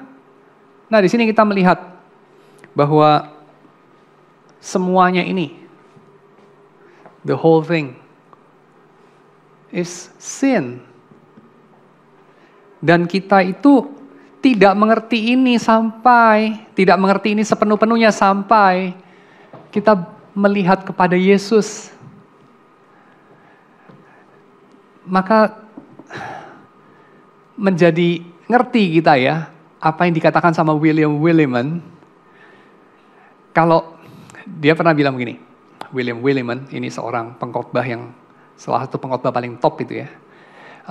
Dia mengatakan, kalau kamu mau tanya mengenai dosa, kamu mau mengerti mengenai dosa, jangan tanya sama orang-orang dalam dunia ini. Karena ahlinya dosa itu bukan orang-orang yang belum memiliki kemungkinan untuk menang terhadap dosa. Tapi ahlinya dosa itu adalah orang-orang yang sudah memiliki kemungkinan untuk menang terhadap dosa. Kalau kamu mau ngerti dosa sepenuh-penuhnya, lu mesti tanya sama orang Kristen, dia bilang. Tanya sama orang Kristen. Karena orang-orang Kristen itu mengenal Yesus. Kamu baru ngerti dosa itu setelah kamu ngerti jawabannya. Dan itu adalah Yesus. Ya. So, ini ironinya. Mirip seperti apa? Lu jangan tanya mengenai satu sakit jiwa tertentu sama orang yang lagi sakit jiwa itu, kira-kira kita. Jangan belajar mengenai sombong dari orang sombong misalnya gitu ya. Karena orang sombong kan gak sadar dia sombong. Jadi dia sama sekali bukan ahli mengenai sombong. Dia ahli nyombong mungkin, tapi bukan ahli mengenai sombong. Demikian, pendosa bukan ahli mengenai dosa. Pendosa ahli berdosa, bukan ahli mengenai dosa. Mau lebih ngerti mengenai dosa, kita mesti tanya sama Tuhan.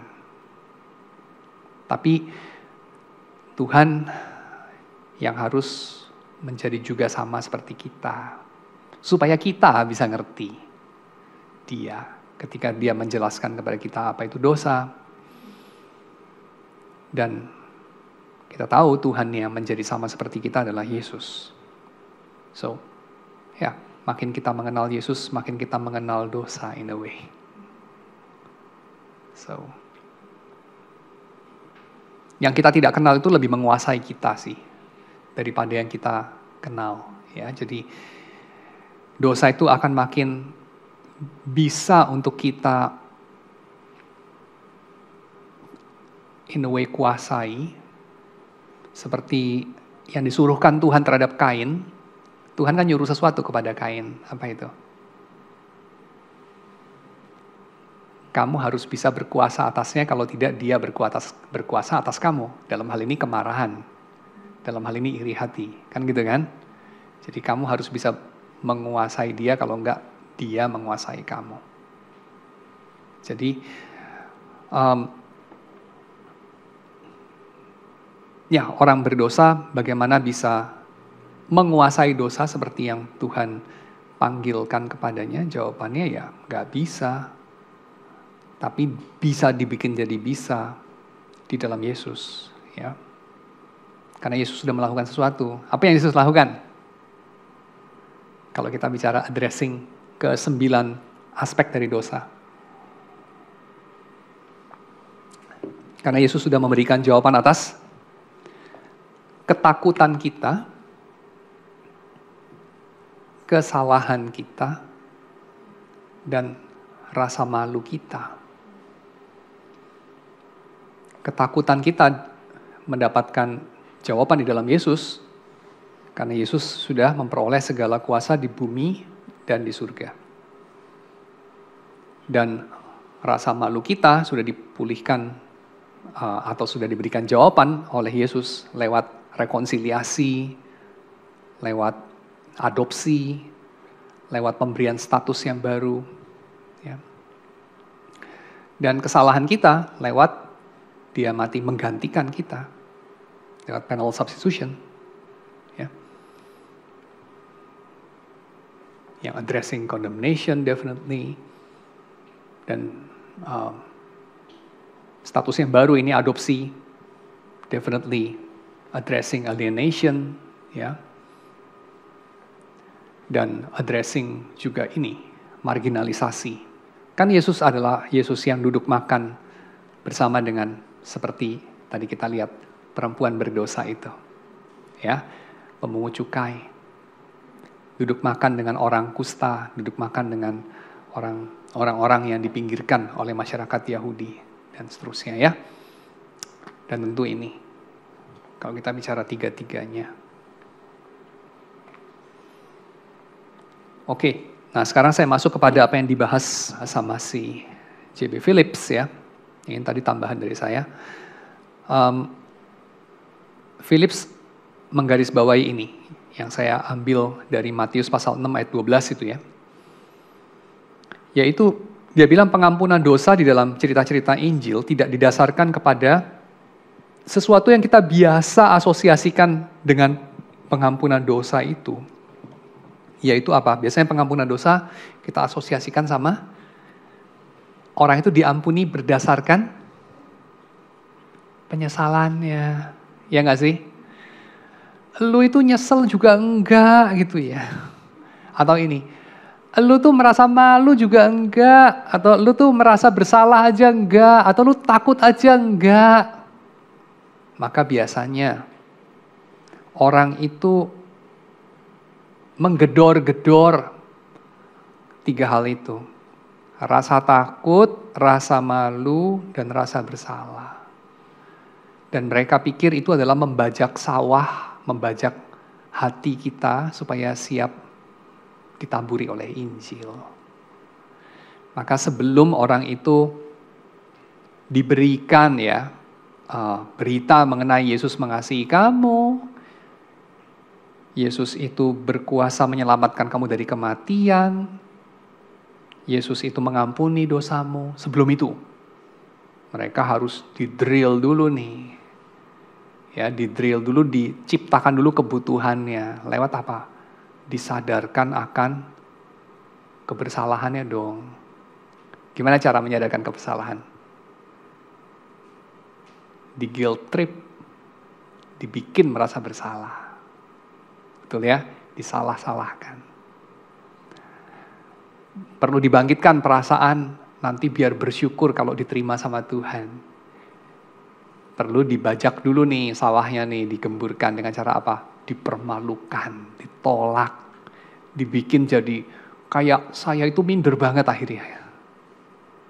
Ya, baru nanti waktu diterima rasanya lega ya, seperti orang udah kegerahan di lapangan basket terus masuk ke ruangan ber-AC yang sebelumnya dianggap sama teman-teman yang lain, ini AC-nya kok kurang kuat ya, underpowered, nih AC-nya lagi bermasalah, freonnya kurang, kok panas.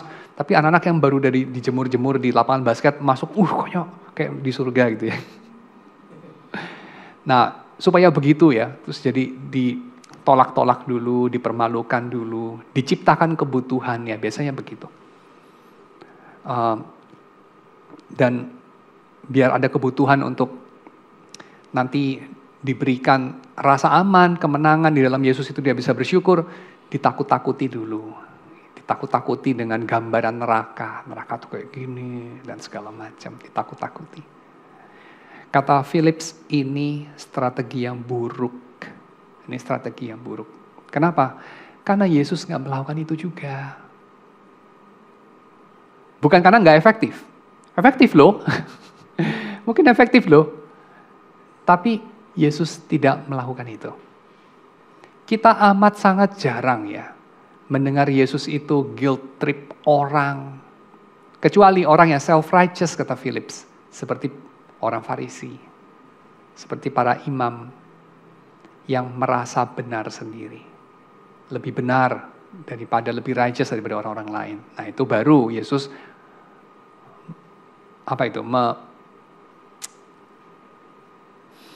menyadarkan mereka akan dosa mereka. Tapi Yesus itu tidak pergi kemana-mana guilt tripping orang. Kamu ngerti lah ya istilah guilt tripping ya. Bikin orang merasa bersalah itu. Ini seringkali kan jadi senjata andalan dari para orang tua. Kalau kamu udah punya anak, kamu orang tua, mungkin kamu udah hafal juga. Sudah terampil pakai senjata itu juga ya. Guilt trip orang. Bikin anakmu, bawahanmu, istrimu, suamimu, menantumu, mertuamu, bosmu, gembalamu, pendetamu, jemaatmu, pengurusmu, whatever, merasa bersalah. Atau ini, merasa malu, merasa sungkan, atau ini, merasa takut. Ya, jadi entah fear mongering, guilt tripping, atau shaming. Coba pikir, saya nggak tentu benar. Jadi kamu pikir sendiri, kamu baca Alkitab sendiri, kan ada Alkitab di rumah toh. Coba dicari Yesus bagaimana memakai ketiga hal itu. Kalau menurut Philip, dan saya setuju sama Phillips, dia sangat jarang memakai itu. Itu bukan taktik dari Yesus untuk mengabarkan datangnya kerajaan Allah. Walaupun tentu bukan berarti tidak jangan menegur dosa ya, udah. Pasti kita harus menegur dosa. Tapi quite different menegur dosa, menyatakan dosa, dari guilt tripping. Kita perlu bedakan itu. Lain itu. Sekali lagi ya, bikin orang merasa bersalah tidak sama dengan exposing kebersalahan. Right? Apa bedanya? Bikin orang merasa bersalah, goalnya adalah orang itu merasa bersalah. Kalau mengekspos kesalahan, apa goalnya? Kebenaran terungkap, kan gitu aja. Kebenaran terungkap, orangnya merasa bersalah apa enggak itu bukan urusan gue, kan itu. Yang penting kesalahannya terungkap, kan itu. Itu kan lain sekali dengan, pokoknya dia merasa bersalah. Kan itu tujuannya dia. Dia merasa, kan itu ya. Dia merasa bersalah terlepas dari dia salah apa enggak gitu. Dia merasa malu terlepas dari memang dia memalukan atau tidak memalukan. Dan ini yang coba diekspos sama Phillips. Karena kita seringkali menghadapi itu. Satu culture yang bikin orang merasa bersalah untuk sesuatu yang dia sebenarnya nggak salah. Atau merasa nggak bersalah untuk sesuatu yang dia benar-benar sebenarnya salah gitu. Masih ingat tadi? Ibu-ibu dan bapak-bapak di Cina selama 1000 tahun membebat kaki anak-anak perempuan mereka, bikin penderitaan berabad-abad, tidak merasa salah, tidak merasa malu, tidak merasa takut, merasa normal, merasa sedang berbuat baik. Bad conscience dalam hal itu. Betul. Dan kita semua punya bad conscience. Dalam hal yang kita sekarang nggak sadar. Mungkin anak cucu kita nanti akan sadar. Ya, kita for the time being nggak sadar itu. Jadi, kita perlu mewaspadai ini. Bedakan antara menyatakan kesalahan dengan drilling guilty feeling. Itu dua hal berbeda. Bedakan menyatakan keadaan alienasi, keadaan yang memalukan, dengan shaming. Itu beda banget. Contoh ya, bicara soal shame. Perjumpaan Yesus dengan perempuan Samaria. Yesus itu shaming perempuan Samaria itu nggak sih? Yesus itu shaming Zakheus pemungut cukai nggak sih? Zakheus itu kan ini ya, statusnya rendah betul di masyarakat itu ya, pengkhianat bangsa itu. Yesus tuh shaming dia enggak loh. Ya. Dan fear mongering. Yesus itu bisa mengintimidasi, menakut-nakuti siapa saja bisa dia. Dia lakukan itu? Tidak pernah. Ya, tidak pernah. Dia tidak pernah show of power, itu enggak pernah dia. Jadi saya kira ya, kita tahu bahwa kita mesti berhenti untuk mengatasnamakan Injil, lalu kemudian kita melakukan strategi itu ya. Menyasar rasa bersalah orang, mempermalukan orang, dan menakut-nakuti, mengintimidasi orang lain. Ya, itu bukan strategi yang dipakai Yesus untuk menginjili. Jadi kalau begitu, pengampunan itu didasarkan sama apa? Didahului oleh apa? Kata Yesus ini. Kita baca dalam Lukas pasal 7 tadi ya, insiden dengan si perempuan yang menyeka kaki Yesus dengan air mata, dengan minyak wangi, dengan rambutnya. Dengan hal-hal yang paling berharga itu. Dengan penyesalan ya, air mata. Dengan seluruh hidupnya yang dia pakai untuk membeli minyak wangi itu. Dan dengan rambutnya, diri dia yang paling inti, yang paling mahkota dia lah. Dia pakai untuk menyeka kaki Yesus. Nah itu, disebabkan sama apa? Yesus kaitkan sama apa? Sama rasa bersalah, sama rasa malu, sama rasa takut. Bukan. Yesus kaitkan sama? Sama kasih. Yesus kaitkan sama ucapan syukur. Ya, kasih dan ucapan syukur. Dan ini menjawab pertanyaan saya sendiri waktu saya membaca ini. Saya kira tahun 94 ya, tahun 94 saya duduk di sana sebagai seorang mahasiswa di persekutuan hari Jumat di sebuah kampus di selatan Jakarta, bukan Jakarta Selatan. Dan seorang pembicara itu sedang membahas mengenai khotbah di bukit. Lalu dia sampai kepada bagian doa Bapa kami. Lalu kemudian dia membahas mengenai ampunilah kami akan kesalahan kami seperti kami juga mengampuni orang yang bersalah kepada kami.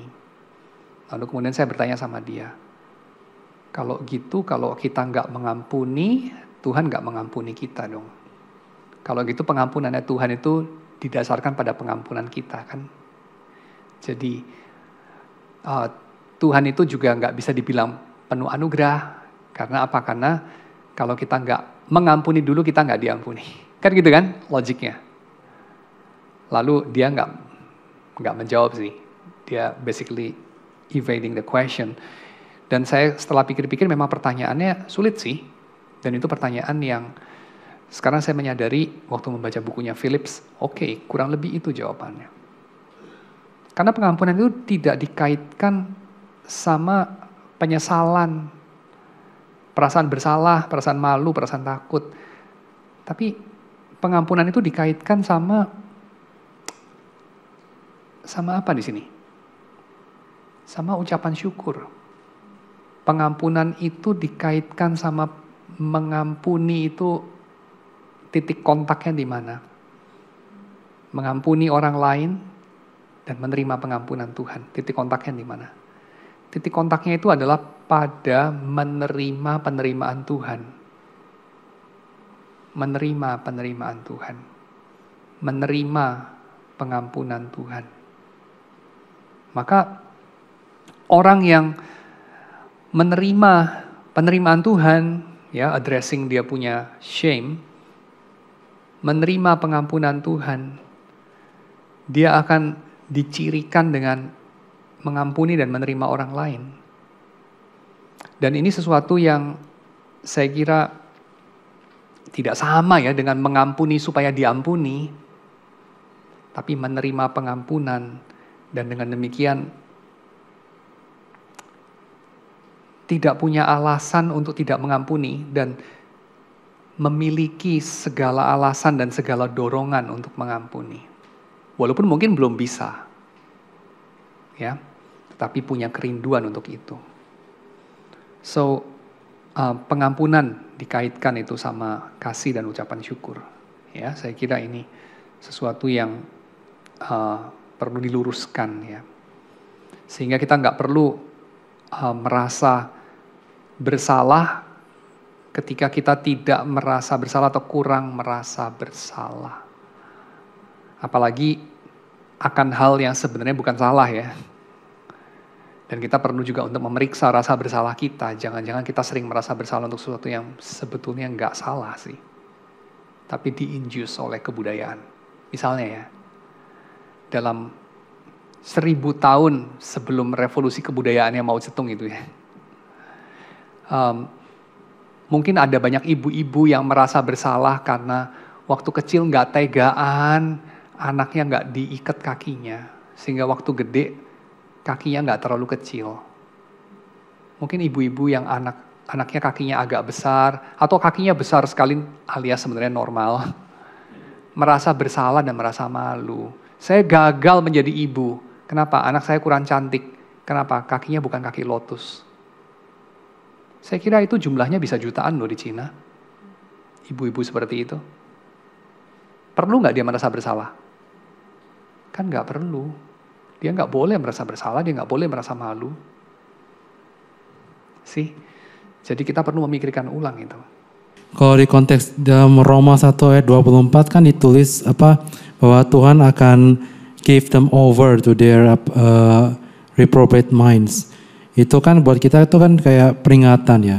Tapi apakah itu berlaku pada orang Kristen gitu ya, maksudnya orang yang lagi lahir baru gitu, tapi dia ujung-ujungnya dia memang akan mau meninggalkan, contohnya meninggalkan gereja atau meninggalkan Tuhan karena dia kecewa sama Tuhan seperti itu. Apakah itu berlaku buat mereka itu? Roma 1 itu dikaitkan dengan atau ditujukan kepada orang-orang yang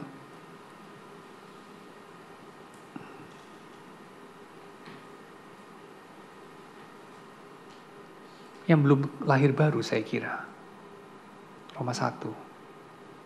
Karena Paulus pakai istilah mereka ya. Dan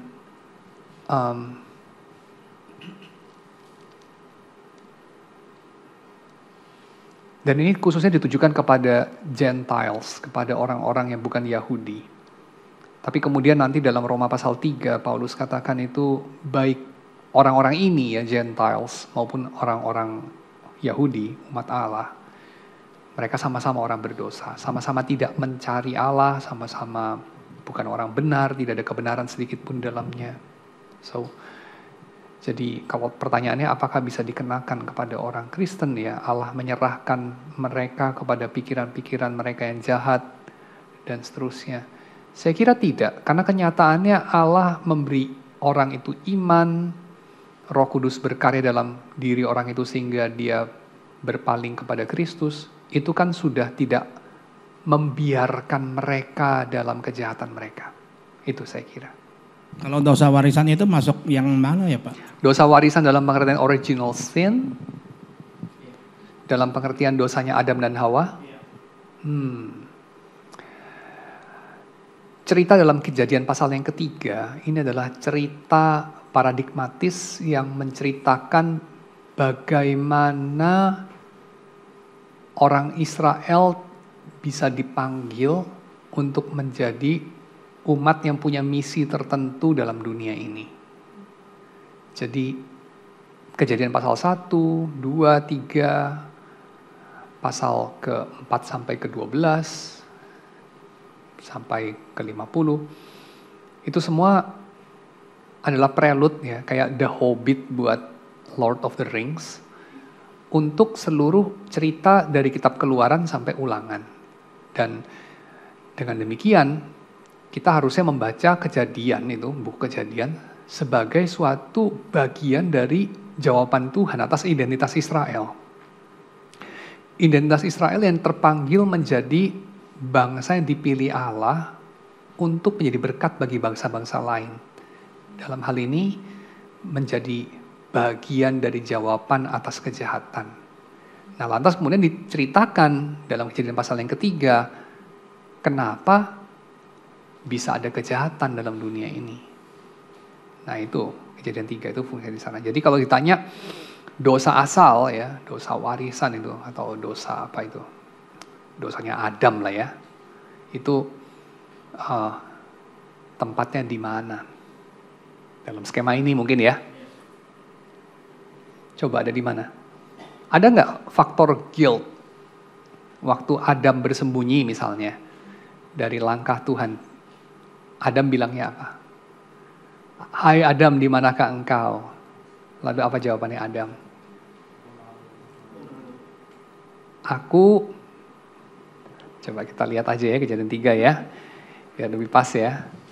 Kita lihat sama-sama yuk. Kejadian pasal yang ketiga, ayat yang ke-10.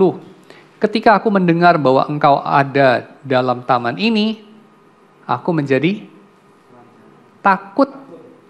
Takut, ya fear ya. Karena aku telanjang, sebab itu aku bersembunyi. Tapi ada conflicting message di sini. Aku menjadi takut karena aku telanjang. Kenapa telanjang bikin takut? Sudah ada satu skema defense di sini. Adam membela dirinya di hadapan Tuhan. Dia berusaha menyembunyikan diri bukan hanya di balik semak-semak, tapi di balik defense, di balik apologetika dia. Telanjang itu nggak bikin takut, yang bikin takut itu sesuatu yang dia belum ngomong, dia masih simpen itu sampai diinterogasi terus sama Tuhan baru dia ngomong. Apa yang bikin takut? Pelanggaran. Apa pelanggarannya? Udah dibilang jangan dimakan, dimakan buahnya, kan itu kan? Pelanggaran perintah Tuhan. Jadi sekaligus di sini ada tiga-tiganya. Takut ada, salah ada, malu ada, ya enggak? Ya, so dosanya Adam, dosa paradigmatis, ya, tiga-tiganya dan sembilan-sembilannya. Jadi mudah-mudahan hari ini kita sudah lebih jelas bagaimana Yesus adalah jawaban atas problematik dosa ketika kita melihat bagaimana problematik dosa ini bukan hanya soal pelanggaran, tapi juga soal sakit. Bukan dalam arti sakit pilek itu karena dosa gitu ya, bukan ya. Tapi dalam arti ada sesuatu yang sakit dalam masyarakat kita gitu ya. That person is so sick gitu ya. Nah itu kayak gitu. Yang kamu lakukan itu sick banget deh. Nah kayak gitu dalam pengertian sakit itu. Dosa dalam pengertian struktur yang buruk ya, struktur yang eksploitatif, struktur yang opresif. Dosa dalam pengertian kematian rohani. Dosa dalam pengertian keterasingan, permusuhan, absurditas, kejahatan dalam diri seseorang maupun kejahatan dalam alam ini maupun moral evil. Ya, Kesembilan aspek ini kiranya menghantar kita untuk makin bisa apresiatif terhadap jawabannya, yaitu Yesus. Oke? Supaya kita bisa makin bersyukur, supaya kita juga bisa makin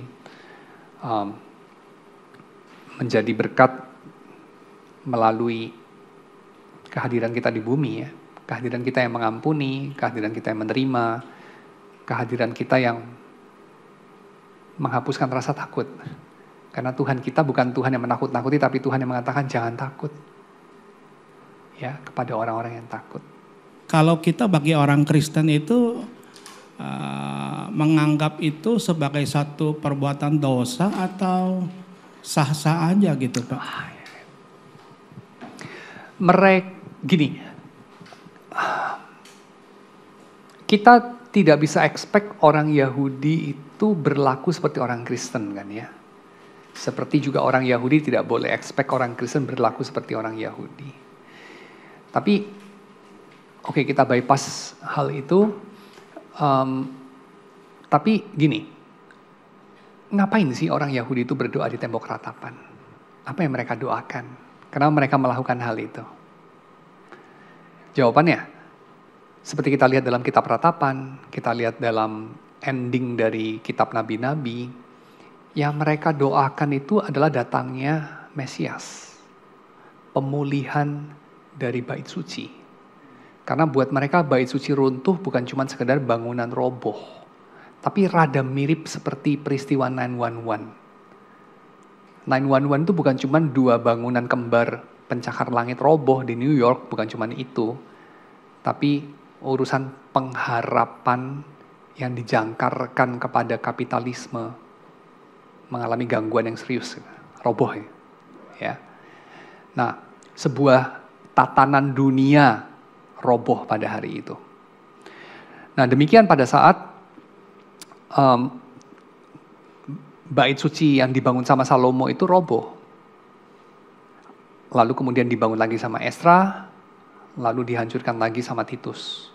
Nah, pada saat itu orang-orang Yahudi mengalami bahwa seperti Tuhan meninggalkan mereka, memalingkan wajahnya dari mereka, dan mereka merindukan datang harinya, di mana hal-hal itu akan dipulihkan. Maka mereka berdoa, mereka meratap, ya mereka meratap. Mengapa Tuhan Engkau melihat kejahatan orang-orang fasik dan Engkau diam saja? Bertindaklah ya Tuhan, datanglah ya Tuhan. Itu yang mereka ratapi. Dan dalam hal itu kita bisa empati enggak? Saya kira kita bisa empati kan ya? Betul enggak? Tapi kita bukan mendoakan datangnya Mesias, kita mendoakan datangnya kembali Mesias. Datangnya kembali Yesus. Orang-orang Yahudi mendoakan datangnya Mesias, yang pasti bukan Yesus kalau menurut mereka ya. Hampir pasti bukan Yesus lah. Tapi tergantunglah ini orang Yahudi yang mana ya. Karena ada juga orang-orang Yahudi yang mengatakan begini, mereka tidak percaya for the time being bahwa Yesus adalah Mesias. Tapi kalau satu hari kelak Yesus datang kembali. Kalau pada satu hari kelak ketika Mesias datang, oh ternyata Mesiasnya Yesus dari Nazaret yang waktu itu kita salibkan. Mereka akan terima itu. Beberapa orang Yahudi. Mereka akan terima itu. Oh berarti kita salah. That's it. Ternyata dia Mesias. Kita terima dia.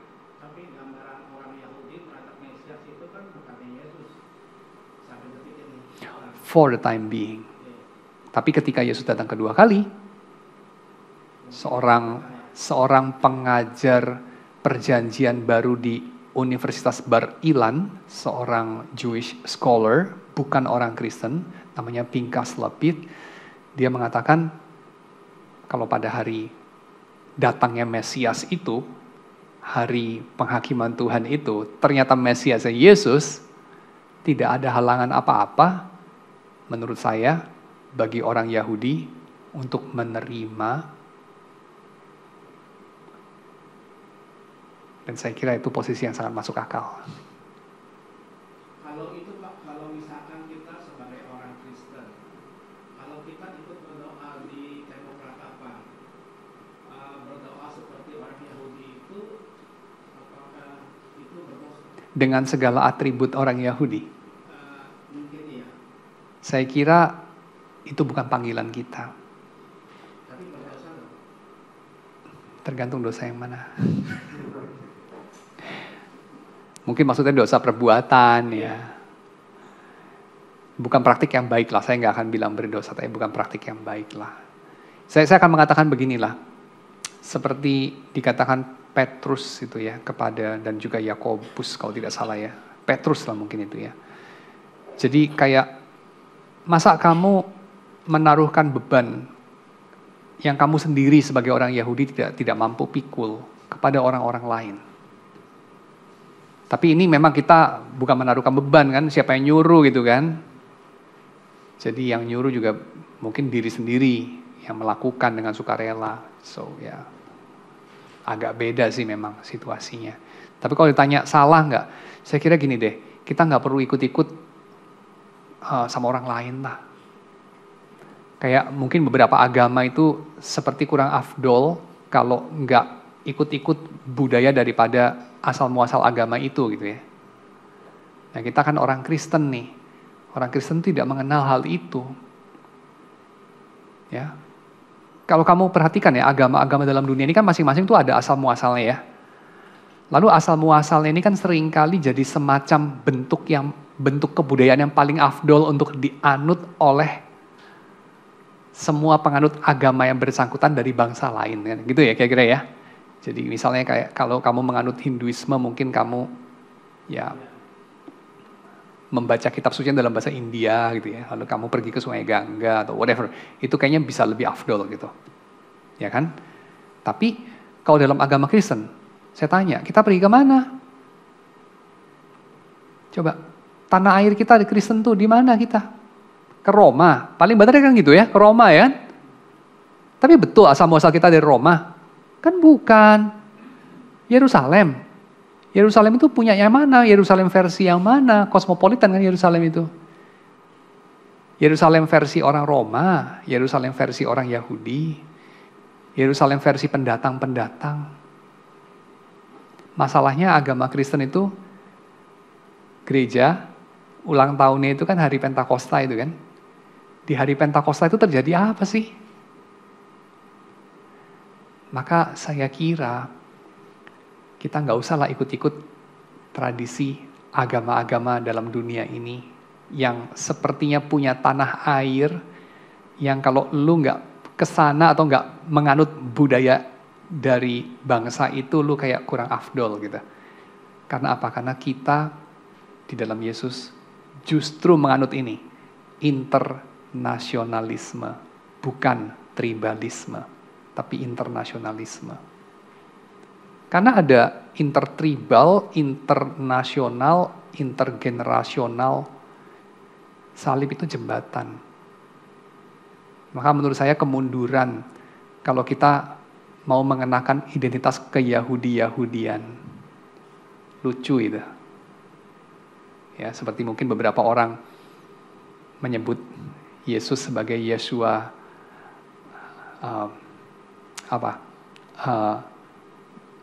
Barmasiah gitu ya, Hamasiah ya, Yeshua Hamasiah, pakai bahasa Ibraninya. Ya boleh kalau kamu orang Yahudi ya, fine aja sih kamu bukan orang Yahudi ya. Saya juga maybe bukan orang saya bukan orang kulit hitam tapi saya juga suka lagu blues ya nggak apa-apa lah. Tapi kamu nyanyi blues nggak bisa sebagus B.B. King ya udah nggak usah ngarep kira-kira gitu. Tapi saya agak keterlaluan juga memang karena nggak bisa bahasa Mandarin walaupun matanya sipit. Jadi nggak punya tanah air betul ya. Anyway, kita masuk dalam doa ya. Mudah-mudahan menjawab Pak Richard ya. Kami bersyukur ya Tuhan untuk PA kami malam ini, kiranya Engkau yang menerima segala renungan hati kami dan berkenan kepadanya, dan juga sudi untuk memakai segala yang kami sudah kumpulkan untuk kepentingan kerajaan-Mu. Dalam nama Yesus kami berdoa. Amin.